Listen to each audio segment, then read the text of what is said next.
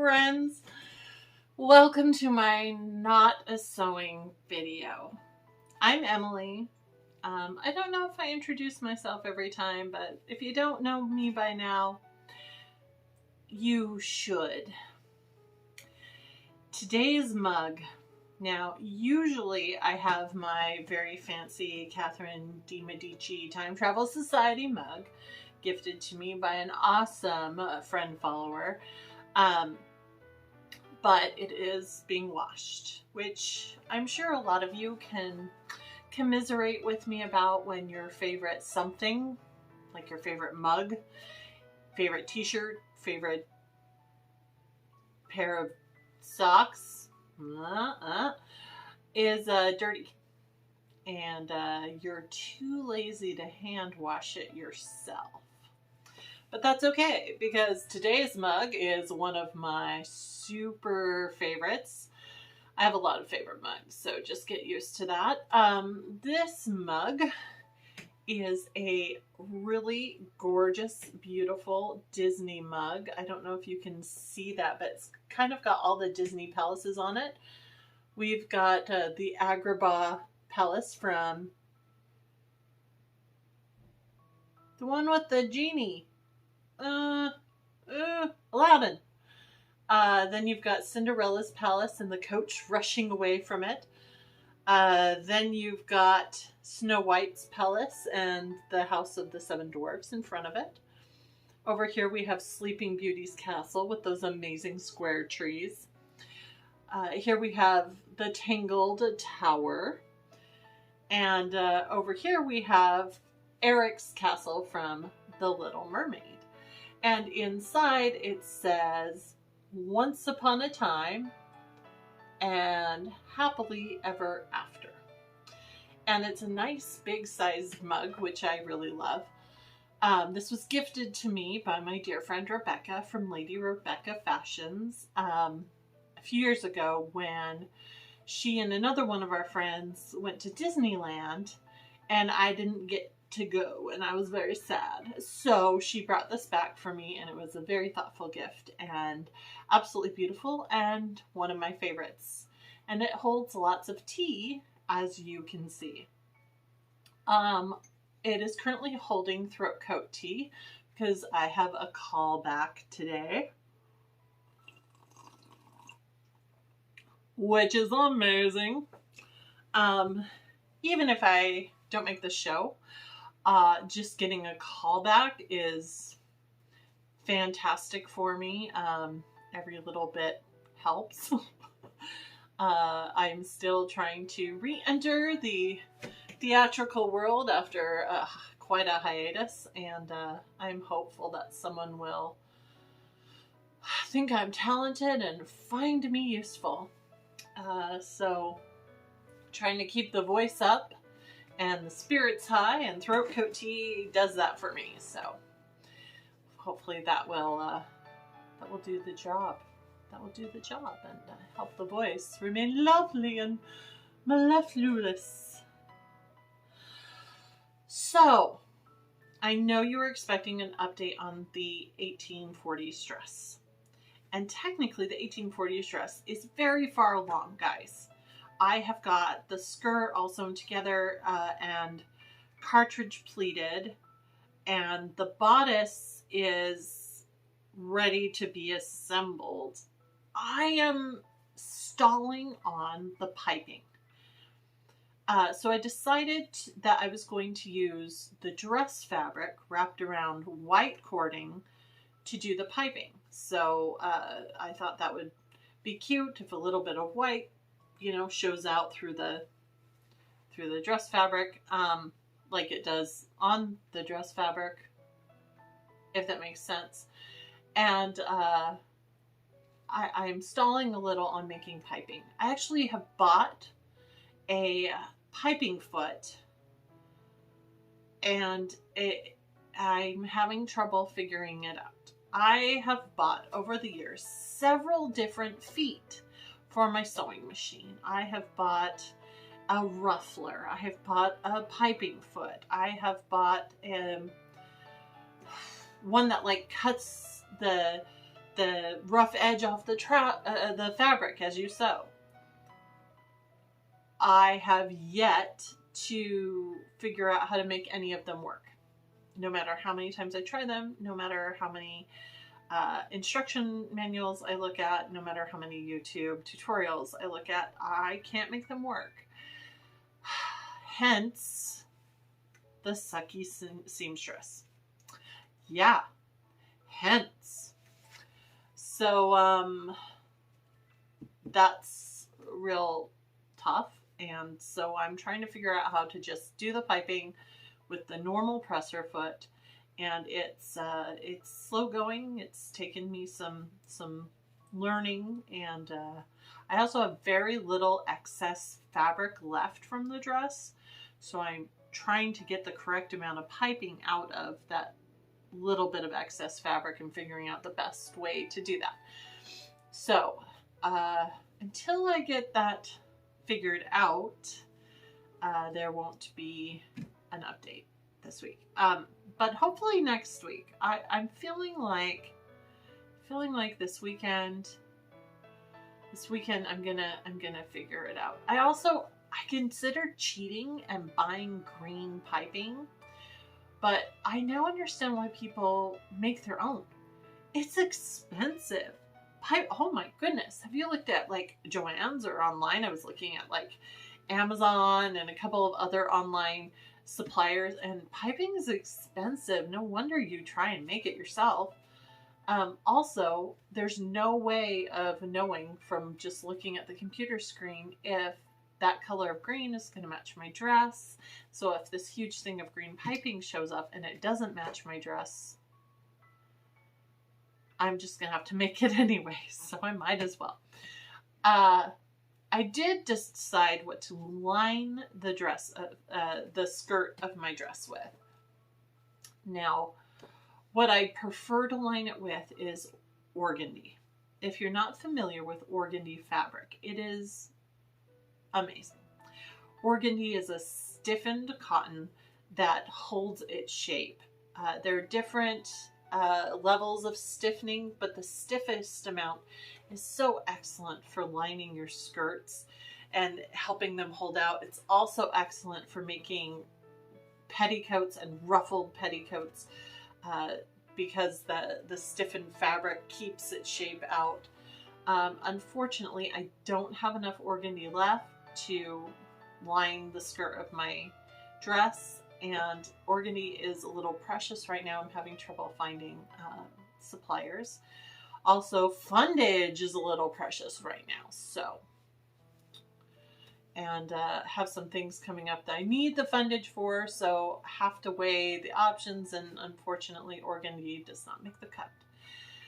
So in true sucky seamstress fashion, and in true cheap sewing fashion, where you just gotta do what you gotta do to get the project done and the outfit made and wearable, I looked through all of my available fabrics and I found this. This is what's left, or I'd show you more, but this is faux taffeta. It is very plasticky and very shiny, and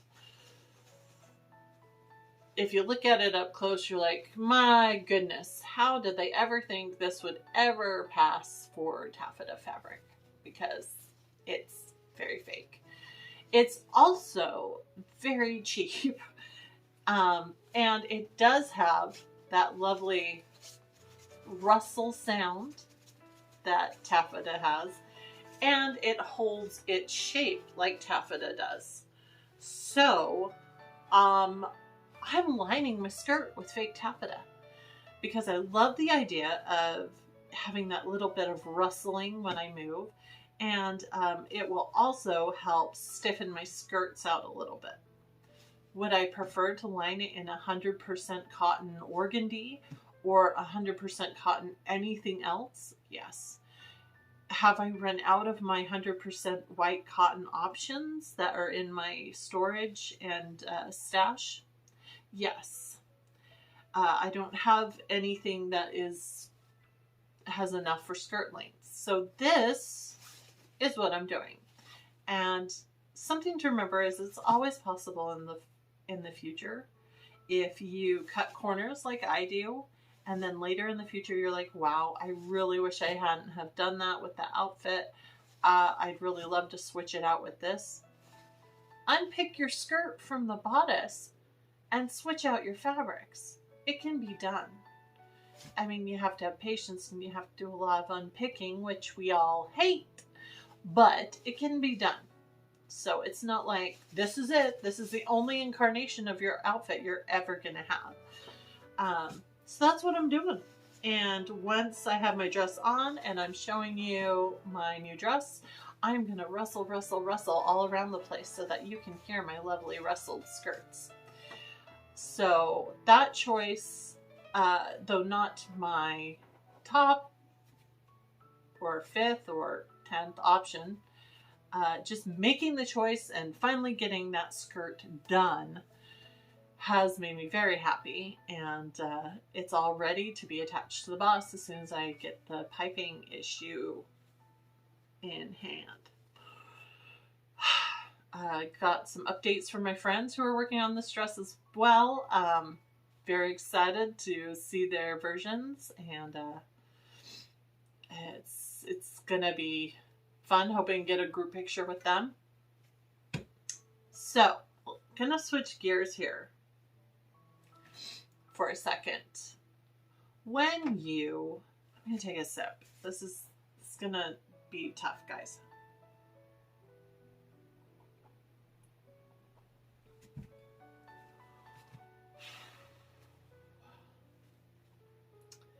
When you put yourself out there, when you put yourself online, when you post things, when you make vlogs, when you join a community of costumers or cosplayers or gamers or anything, when you put yourself out there, there are always going to be those people who, for whatever reason, want to put you down, want to keep you from succeeding, want to destroy your self-esteem, or maybe even think they're helping you with their non-helpful derogatory comments.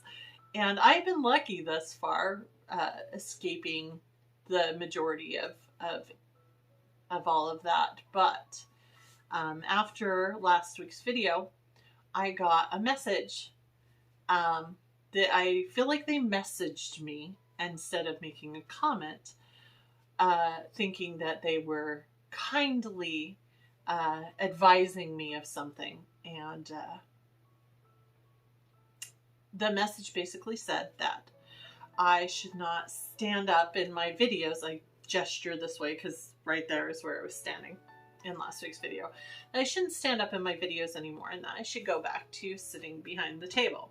Because when I stand up in my videos, it is very apparent of how fat I am. And that when I sit down behind the table, I have the appearance of being slimmer. Those aren't all the exact words except for one of them that was used. I'm paraphrasing. And it went on to include a couple of other suggestions to help with my general appearance of fatness. I didn't think I was going to address this in my video, and basically until the last second when I thought, you know what, this needs to be addressed because people need to know. I obviously don't care what other people think of me. Otherwise, I wouldn't be making videos that are going on the internet. I wouldn't have an Instagram page where I post costuming pictures. I wouldn't post pictures of my face on my Facebook page for my close friends and family. Obviously, I don't care if other people think I look fat or unattractive. What I care about is how I feel about those pictures or those videos or how I am portraying myself. So, whether your comments were well meant or not, you can keep them to yourself in the future. I don't need them. I will continue to sit or stand however I please. I'm sitting today because I don't have anything to stand and show you. But I can guarantee you I will stand in the future. And if you don't like seeing all of this, please move on to the next person's video. And to anyone else who is worried about what people will think about them if they post pictures or videos of themselves, if you're worried about doing costuming because you think you might be mocked or you think that you won't be accepted, just do it. Screw them. I mean, sorry, I don't talk like that, but don't listen to them. Those people, there is something wrong with them if they feel like they need to point something like that out to you instead of just sitting back and listening to what you have to say. You were obviously there to share something, to say something. And if it's not something they want to hear, they need to move on. But to nitpick your physical appearance, that is just ridiculous. Especially for women who spend every day worrying about every aspect of themselves and their lives. This is just crap, guys. So, if you are one of those people who makes those comments, what is going on in your own life that you feel like you need to belittle or say these things to complete strangers? Does that really make you feel better? Do you really think you're helping? I think the answer is no. And to those of you who I'm sure are going to post lovely comments about, no, you look lovely and whatnot. Let me just remind you, when a plus-sized person hears awful comments about their weight and their friends and family say, no, you're beautiful. Well, those people said we were fat, not that we were ugly. Keep that in mind. Okay, moving on. That was deep. That went into like serious Emily mode. Trying to figure out how to pull us back from that. Did want to ask if anyone out there... everything's falling. No! Sorry, I'm a pile person. I don't know if you are a pile person, but my whole life is piles all over my house, and it's a problem, and I need to learn to organize. Do you recognize this cookie tin? Or similar cookie tins? It is a thing. It has been since like, I want to say like the 1940s to 50s, to put sewing supplies in these cookie tins. Now this is just an empty cookie tin. Recently emptied. The last one's eaten by my husband. Didn't offer. Didn't ask. Just ate them all on his own. We'll talk about that, at least with you guys. Anyway, I am wondering about why sewing supplies were kept in cookie tins, like threads and needles and pins and pin holders and whatnot. It's kind of an ongoing joke now. I know there are memes out there where it's like, you know, crossing your fingers, you're gonna get cookies. Oh no, it's sewing supplies. Anyway, I have a couple of these cookie tins that I'm trying to figure out if I want to keep sewing supplies in. Now, I look at it and I think it doesn't really seem that logical to keep sewing supplies in it. I mean, I like to keep my supplies in clear bins and clear like little Tupperware holders and stuff, because I'm one of those people who has to see everything.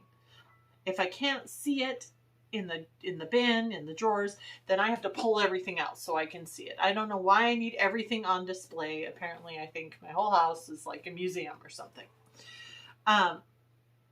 So I look at these, and then it's just, I mean, you just throw stuff in there and you put the lid on.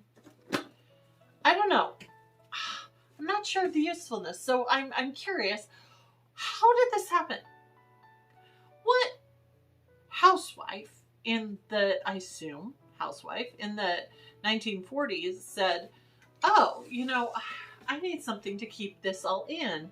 Oh, hey, I'm gonna pull out all these little